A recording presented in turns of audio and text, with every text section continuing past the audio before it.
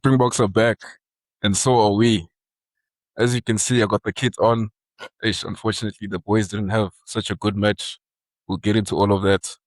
We took a small sabbatical, and yeah, we're back now reacting to Springbok versus Argentina. Looking forward to the upcoming greatest rivalry. It's already gotten underway. Dean, what's up, bro? What did you think about the match? I grind because I gotta get paid. 1% chance, 99% faith. Hey man, I feel like a drug addict that just got his fix again, bro. We haven't been recording for weeks, yo.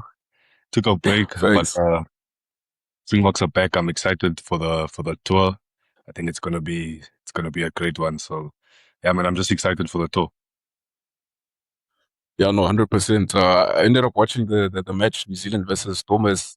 Unfortunately, I couldn't go to the stadium, but so the ticket prices were a bit high there, without the Springboks or how Bro, rugby in I thought general. you have motion, bro. I thought you have motion. What's going on?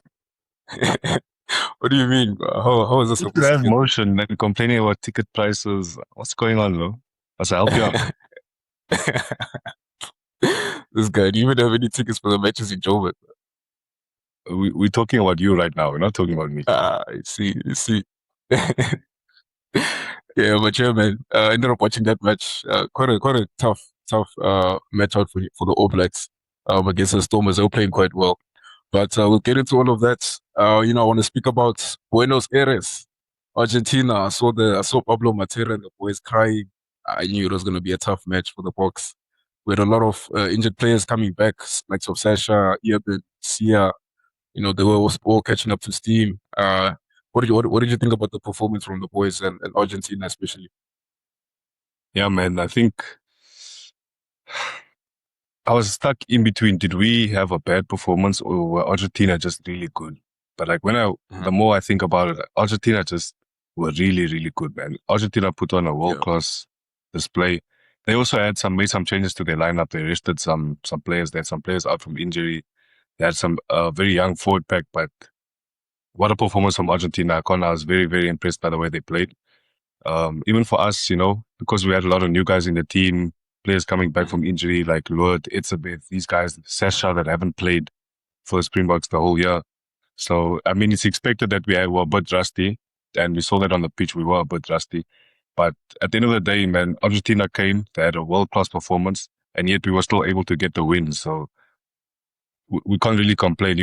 Every performance can't be perfect. We can't always have a flawless display, I think as Springbok fans, we got used to, we watch the team and then they always put on a dominating display. Sometimes you're going to get a team like Argentina that show up, that perform really well, and then we still found a way to win. So can't really complain. No, 100%. I don't know if we can say can't really complain. I'm happy the guys won, but if you look at the last play, it was maybe the guy catches the ball, the left winger from Argentina catches the ball. You never know what could happen. I know Carreras was a good kicker, so it could have ended up being 17-17. Luckily, the Springbok defense was quite good. I think even throughout the match, like the defense was quite good. I was impressed with the defense. Like a lot of the times when they entered our 22, struggling to finish, and even the scramble defense, because Argentina, they love playing ball in hand. They love ball inside play most of the time, and they'll be running even from their own 22. And they had us. I think they had 6 line breaks in that match, if not more, compared to us. I think it was 1 or 2. So the stats also show that they were dominating us.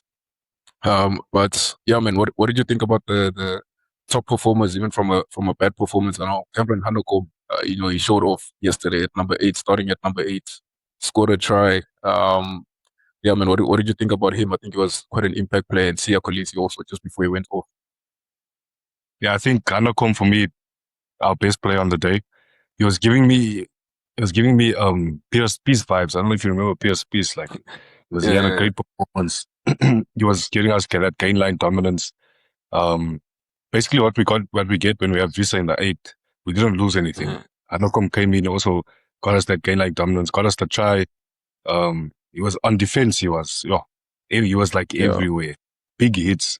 He was for me our best player, and me and you have been hyping him up. We've been saying this guy he's the one, he's the truth. So I'm glad he had a good performance. And then I think also from an Argentina perspective, Carreras, just cool, calm and collected. That guy, Pretty boy. One of my favorite players outside of the Springboks, man. He can play 15, he can play 10.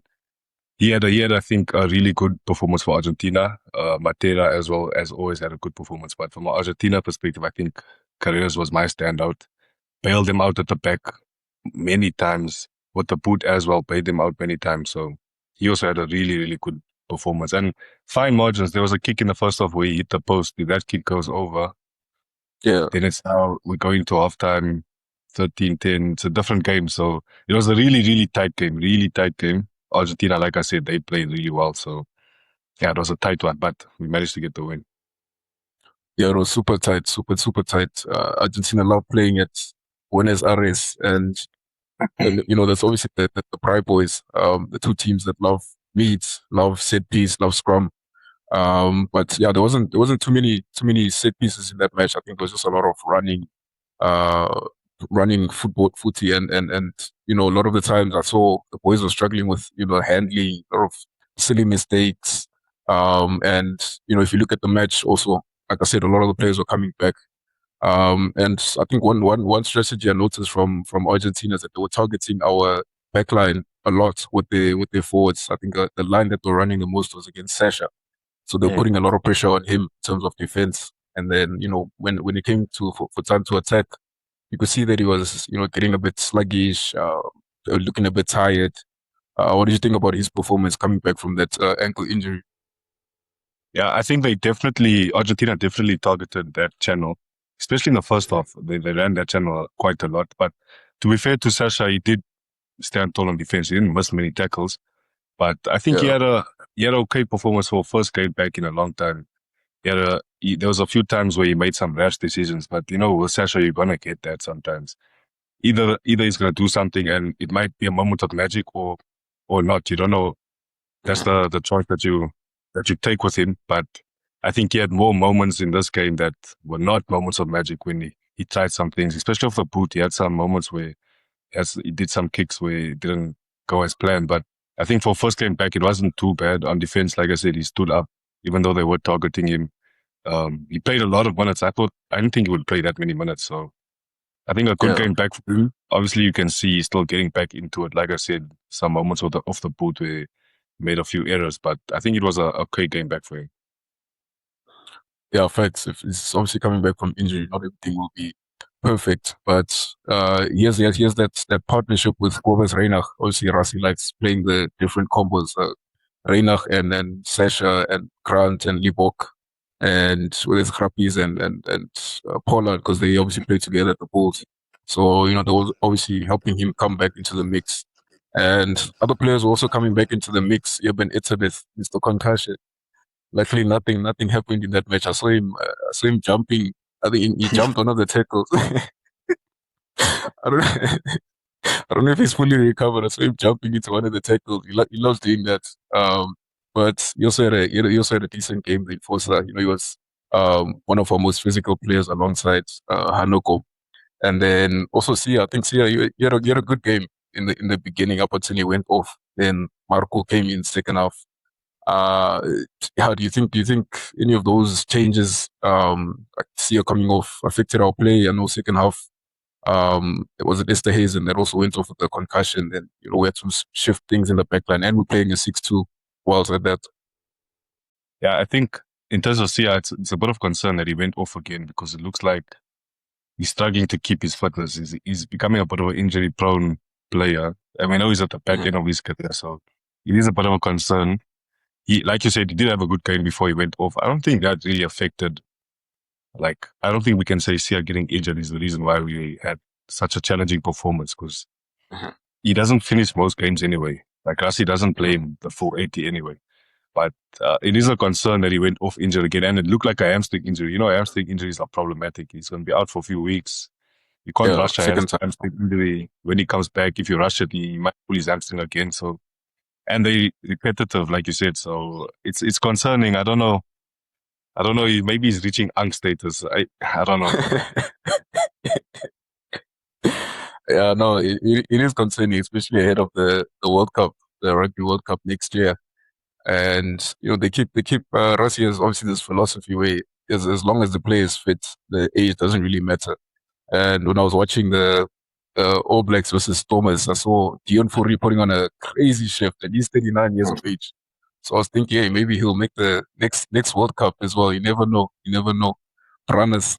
So yeah, man. And then let's speak about the tries a little bit. Argentina obviously got the scoreboard ticking. I think it was they scored a penalty first, Carreras, and then scored a try, and then I think we scored a try just before the end of the half. It was through Edolf van der Merwe, if I'm not mistaken. And yeah, that's when we got a little bit of play going on. You know, Andre to Kanan to then Fassi getting in the line. And obviously, with the different new combos that they keep trying out in the back line, sometimes it's hard to get that synergy. But when we do start playing, it seems like the boys have something going on there. Edolf van der Merwe can't stop scoring. Every time I see him on the pitch, he's diving, he's doing the 2017 dabs. Yeah, I think he's quality. Last time you said you might want to see him maybe play over Kurtley or challenge more for that position. Yeah, no, look, first of all, the try, some sleek hands from Andre, yo, what an offload. Yeah. It seems like when you put a scrub cap on and you play on the wing for the Springboks, you're just automatically going to score tries.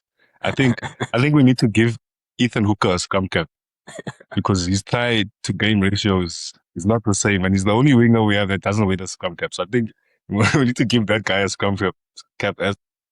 But Edwell, yeah, man, he's very similar to Aronsa, where he's a clinical finisher. If you give him the opportunity or the space, he's going to finish, he's going to score the try. So once again, a good performance from him. I think defensively he was also quite good. It was a tough one for the wingers because our kicking game wasn't where it usually is. Like, our kicks were very inaccurate. They didn't give the wingers chances to get the ball. Most of our kicks, Argentina collected quite easily. We didn't give the wingers time to get there and challenge enough. So our kicking game was actually quite inaccurate, both from Sasha, Reinach, Fassi. As a team, I think our kicking game was very inaccurate. Maybe I also saw the commentator saying there was a bit of a breeze in the stadium. Maybe that had something to do with it. So it was a tough game for the wingers. And like I mentioned to you earlier, Argentina were using the Wales tactic as well of receiving the kicks, where they don't let the waiting player at the back receive the kick. They let the guys running back receive it.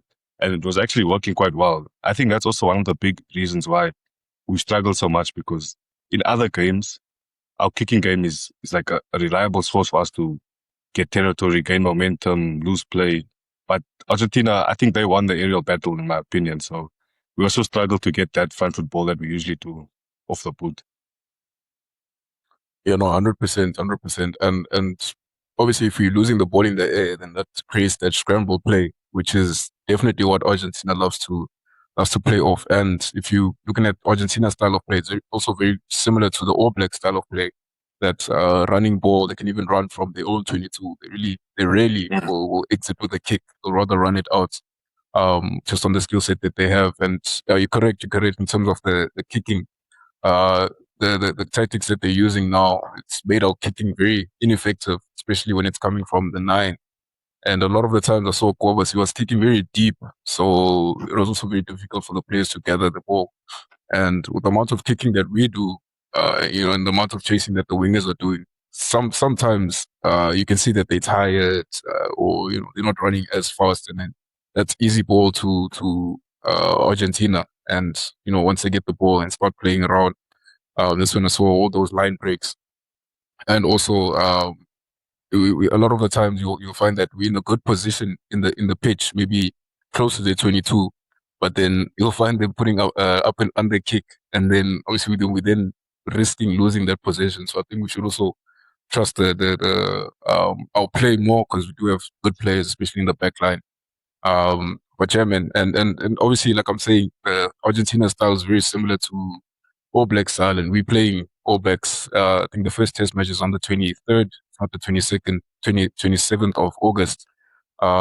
Did you end up watching the match, the All Blacks versus Stormers, or just watching the highlights or anything from it? I saw the highlights. I saw, first of all, you're right that Argentina plays similar to All Blacks. They play that quick hands, very attack team. So I think it was a perfect match for us before the All Black series, because they tested us a lot. It was a tight match.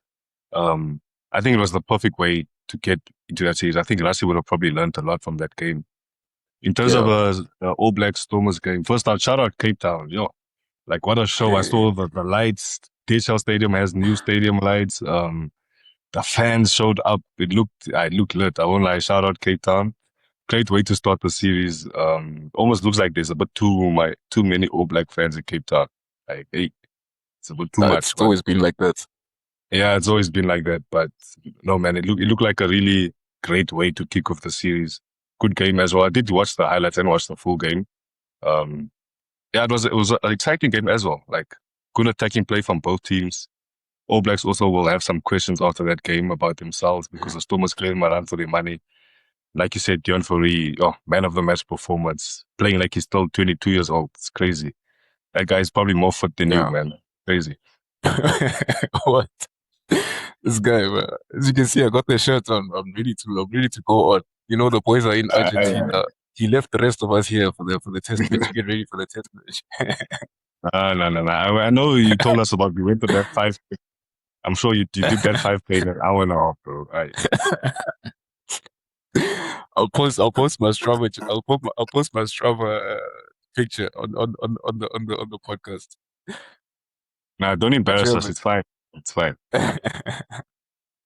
This guy, but yeah, man. Yeah, you're right. You're right about the performance from the Stormers. I was very impressed. I also saw the tears from the boys.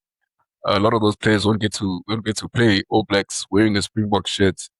But, you know, to be able to sing the national anthem, I don't think they sing national anthems in URC and stuff. To be able to sing the national anthem and play against, obviously, one of the, if not the best rugby nation, you know, from way back, the All Blacks, and to put on the shirts and to say, you know, I played the All Blacks and I played against Odin Barrett and all these players. And yeah, Pranas, what a performance, man.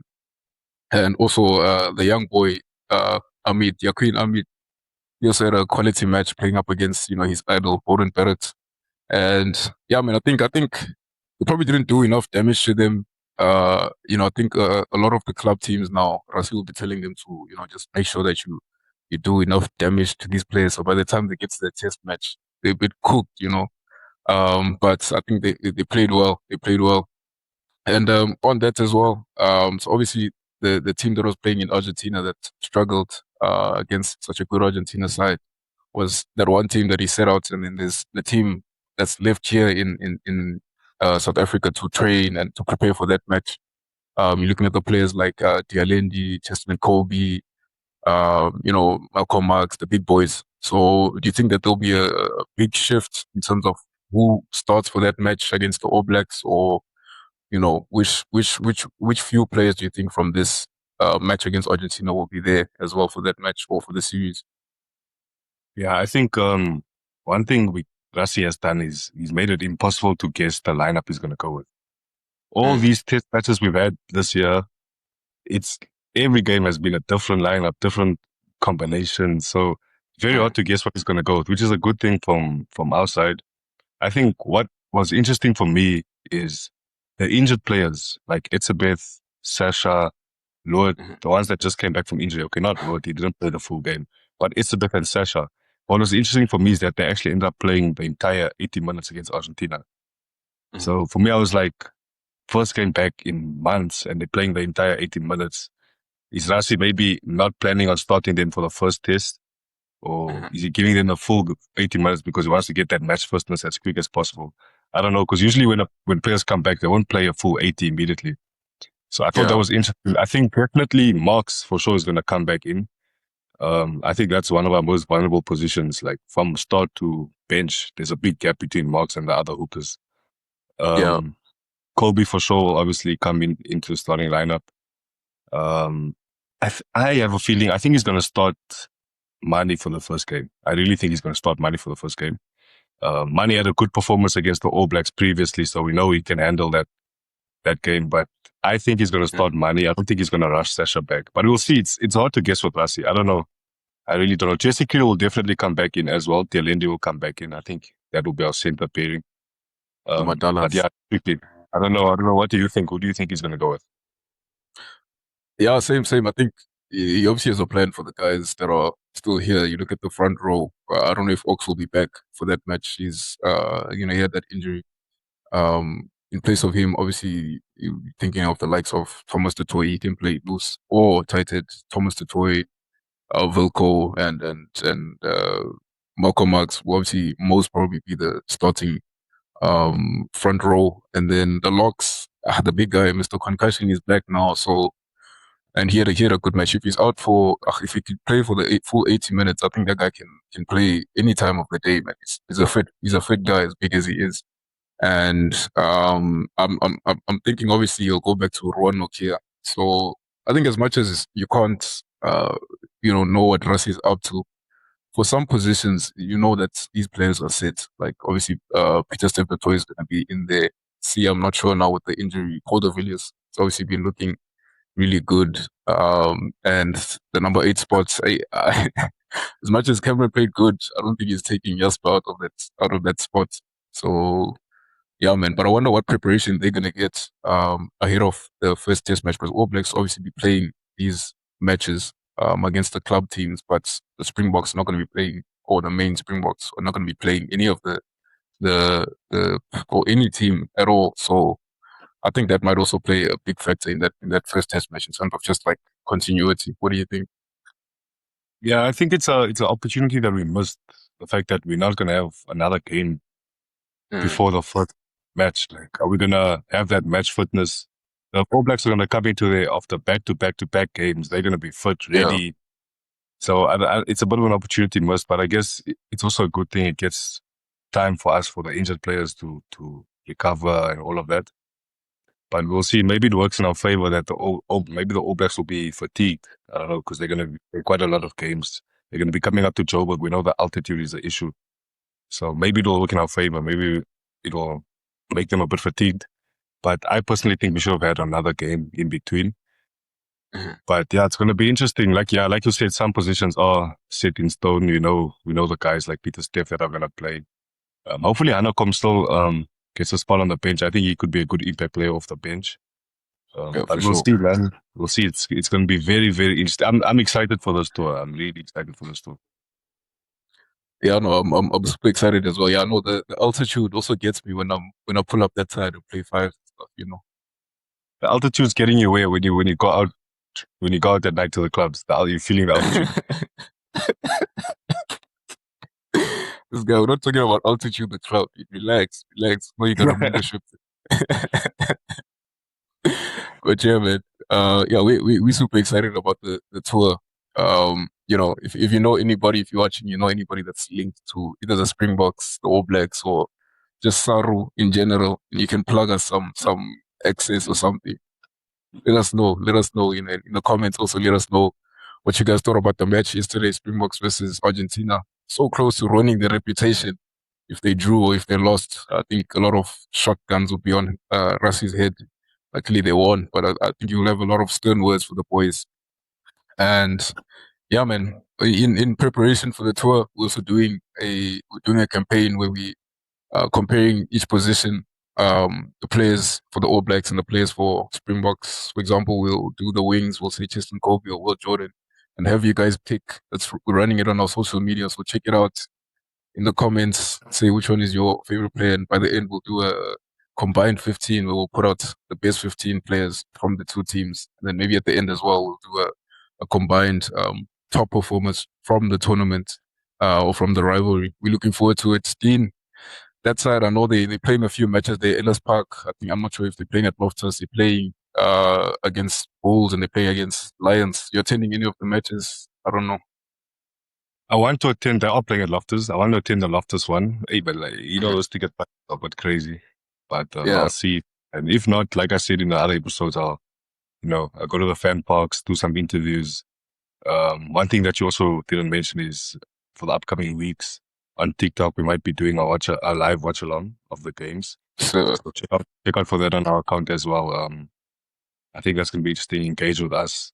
But yeah, I'm gonna try go to the games. I'll try. The weather's really good right now. Like it almost feels Yeah. like summer in Joburg. But they're saying Tuesday, Wednesday is gonna be the coldest days we've had this year. So I don't know if they're switching up. But yeah, I'm definitely gonna try go to the Bulls game. Like I said, the Loftus is one of my favorite stadiums. I prefer going to Loftus than Ellis Park, to be honest. Alright, I know.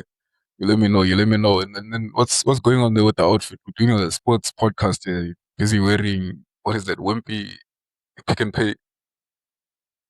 Ah, man. So because we're on a sports podcast, I can't chop out. I must wear a fake Springbok shirt like you. Come on, bro. Who said this is fake? Come on.